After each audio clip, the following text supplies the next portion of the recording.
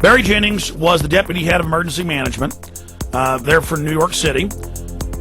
He went into Building 7. There were steaming coffee, sandwiches. They were told, get out of the building with a phone call. They get out. There's explosions that have gone off. He's stepping over dead bodies. And this is before either North or South Tower, the 110-story towers, had fallen. So he had told some local news that, on record that day. We started walking down the stairs. We made it to the 8th floor. Big explosion. Blew us back into the 8th floor.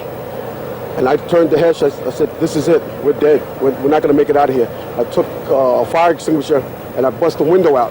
That's when this gentleman here heard my cries for help. So Jason Burmis and Dylan Avery and Corey Rove, they go out a year ago for Loose Change Final Cut. They interview him. Hi, my name is Barry Jennings. I'm 52 years old. I've worked for 33 years at one location. When the Office of Emergency Management did an activation, they always included our locale. And what they did was monitor the emergency. They actually coordinated the emergency through several agencies. I received the call shortly after the first plane hit. I got there, I had to be inside on the 23rd floor when the second plane hit. Upon arriving into the OEM EOC, we noticed that everybody was gone. I saw coffee that was on a desk. Still, the smoke was still coming off the coffee. I saw half-eaten sandwiches, and only me, Mr. Hess, was up there. After I called several individuals, one individual told me that to leave and leave right away. Mr. Hess came running back in and said, we're the only ones up here, we got to get out of here. He found the stairwell. So we subsequently went to the stairwell and we're going down the stairs. When we reached the 6th floor, the landing that we were standing on gave way. There was an explosion and the landing gave way. And I was left there hanging. I had to climb back up and now I had to walk back up to the 8th floor. When I made it to the 6th floor and there was an explosion, the explosion was beneath me. Keep in mind now, it's pitch black in there. All the lights went out. So when the explosion happened, it blew us back.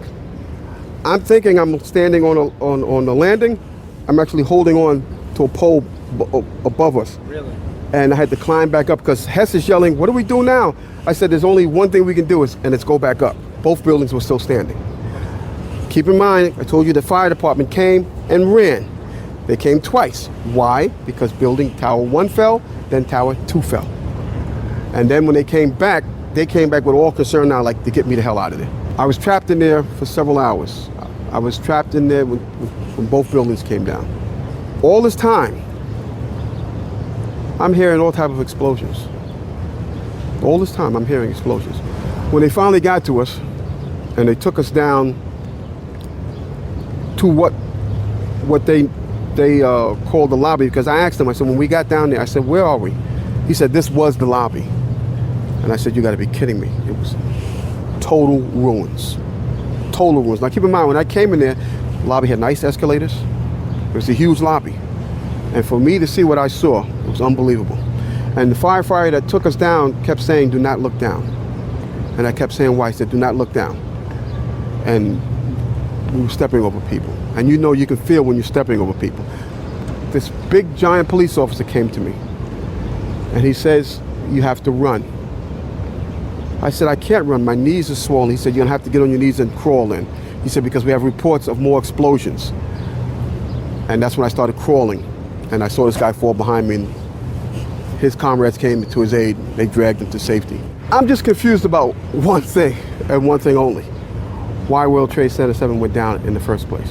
I'm very confused about that. I know what I heard. I heard explosions. The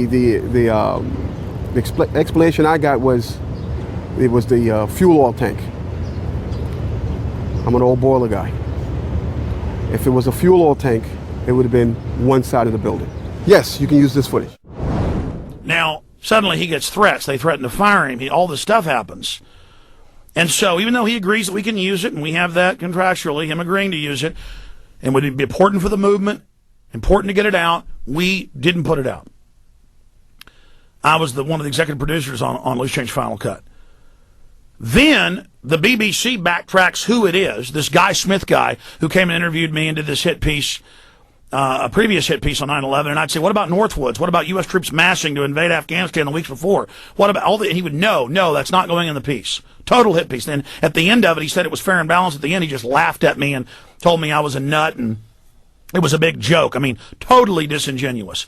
Then about a month ago, I was on BBC Radio debating him, and he said he was involved in this new Building 7 piece that's coming out, and they interviewed Barry Jennings for it, and we've seen the trailer. Basically, they edit craftily, and Jennings had been pressured. He said, well, it looked like bodies. I thought it was bodies. It might not have been bodies. I meant the stuff on the floor was like bodies. Key witness to WTC 7 explosions, dead at age 53. Ira Hayes. Emergency coordinator and 9/11 witness Barry Jennings has passed away with controversy about WTC 7 still hot, as the BBC hit piece and NIST report have been released to counter Jennings' exclusive testimony on explosions inside Building 7. Now, we interviewed him for Loose Change Final Cut. He then, word got out about it. He begged us, saying he'd been threatened, saying his pension had been threatened, his job had been threatened, and other threats. Wouldn't specify what those were if he didn't shut up. Then he didn't really recant. He said, yeah, there were explosions, yeah, before the towers fell in Building 7. And he said, well, it could have been bodies. But earlier he said they were bodies on the ground. Then his boss just came out in the last few weeks and was interviewed by the BBC saying, I never saw explosions, though he had said that on news that day along with Mr. Jennings. Very suspicious that he's dead at 53. Let me just read over this article for everybody and then make some added points on it. Emergency coordinator 9/11 witness Barry Jennings has passed away, with controversy about WTC 7 still hot, as the BBC hit piece and NIST report have been released to counter Jennings' exclusive testimony of explosions inside Building 7. Now that's, we could say exclusive, but really his boss talked about explosions. Firefighters and police talked about it. EMTs talked about it. There's cops on CNN saying, get back, they're going to blow it up, it's going to come down. And the owners said they blew it up. So problem is, see, he's credible because he was the deputy emergency manager of that area. So that's why they had to get rid of him. And I have no doubt they killed him. And there's 95% chance, especially now they're being very secretive. See, people say, well, why 7 years later was he killed? This was all coming out. There was talk of subpoenaing him, that they're about to probably get enough signatures to have it on the ballot for a New York investigation of 9/11. Talk of calling him before a grand jury. The interview was not fully released until 2008 at the request of Mr. Jennings, who had received numerous threats to his job and asked that it be left out of Loose Change Final Cut because of those threats. He'd still be alive, folks. I'm almost 95% sure that it was a murder, especially now how they won't say what caused it. Barry Jennings is dead, and he died a month ago. He's dead. Okay? Don't let Barry Jennings die in vain. Don't let all the other people that have died in vain and been murdered over this. I mean, they did this, folks. And this is a big deal. So they had to kill Jennings. And he was 53. He could have had a heart attack, maybe 5% chance. And right around the NIST report coming out, we know that the BBC was trying to interview him again. We know that his boss was now contradicting him. But conveniently, he is now gone.